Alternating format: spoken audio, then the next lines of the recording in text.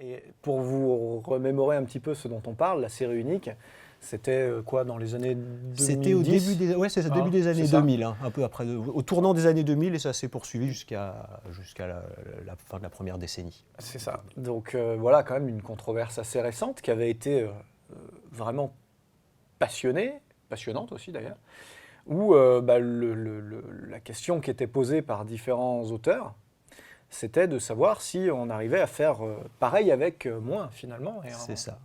faisant une série unique. Tu peux peut-être rappeler le protocole de la série unique Alors, le protocole de la série unique consiste, après son échauffement, à ne faire qu'une seule série par exercice de musculation. Et le protocole classique, c'est de sélectionner une dizaine d'exercices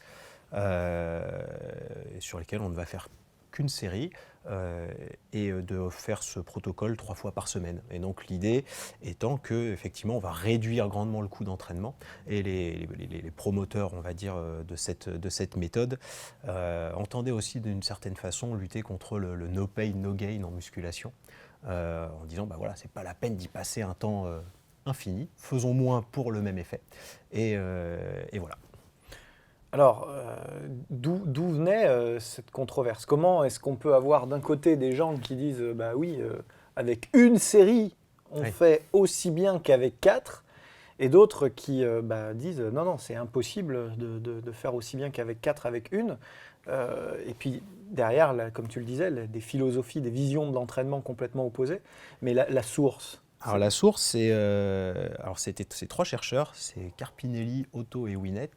Alors ils n'ont pas toujours signé tous les 3, mais globalement c'est ces 3 chercheurs-là qui ont, au tournant des années 2000, alors le premier papier de mémoire c'était 98, fait une revue de littérature. Donc d'autres ont fait des protocoles de recherche, mais eux à la base c'était des revues de littérature, ce qui leur a été reproché par ailleurs. Et leur revue de littérature aboutissait à la conclusion suivante. Il n'y a quasiment aucun papier qui montre qu'il est plus efficace de faire plusieurs séries en musculation qu'une seule. Les seuls papiers qui aboutissaient à de tels résultats étaient ceux qui étaient publiés au début des années 60 par un chercheur, Berger, et c'était tout. Et du coup, voilà, leur conclusion c'était, puisqu'il n'y a pas de preuve que de faire plus, c'est plus efficace, on en reste à une série, et voilà. par contre, ils accumulaient des preuves qu'une seule série suffisait. Au début, c'était uniquement des revues de littérature. Uniquement des revues de littérature. qui- Ils ont passé en qui- revue la qui, littérature elles- scientifique qui, elle, c'est-à-dire qu'ils ont passé en revue un certain nombre de papiers et ils disaient, voilà, à chaque fois, les résultats sont non significatifs, non significatifs.